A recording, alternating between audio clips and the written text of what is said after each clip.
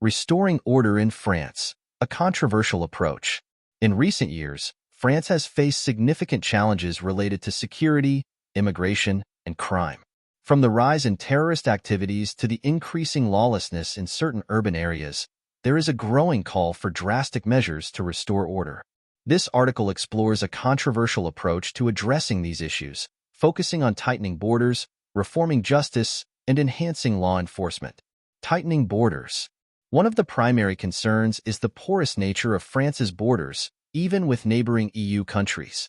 The Schengen Agreement, which allows for passport-free travel across much of Europe, has brought both benefits and challenges.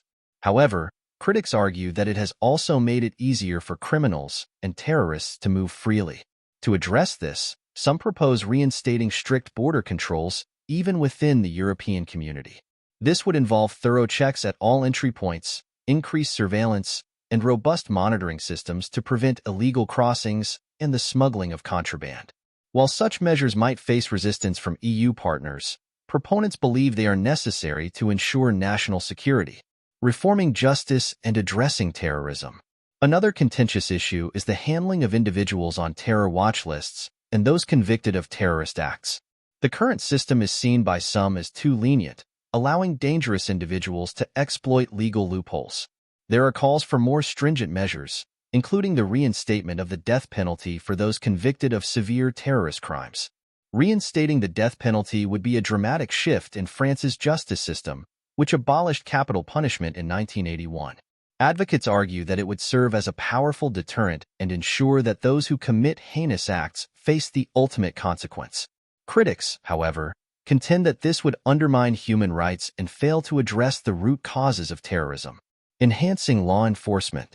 To tackle crime in cities like Marseille and suburban areas, some propose a strategy reminiscent of former Interior Minister Charles Pasqua's tough-on-crime policies. This would involve deploying special forces to conduct thorough sweeps of high-crime neighborhoods, arresting criminals, and dismantling gangs.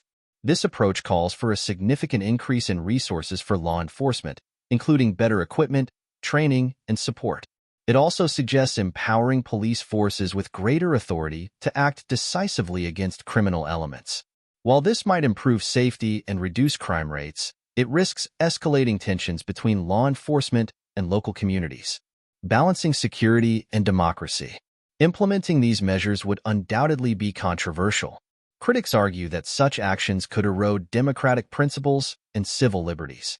They fear that a heavy-handed approach could lead to abuses of power and the marginalization of vulnerable populations. However, proponents argue that the current system, described as a false democracy of hypocrites, has failed to protect citizens effectively. They believe that restoring true security requires decisive action, even if it means revisiting foundational democratic values. Conclusion.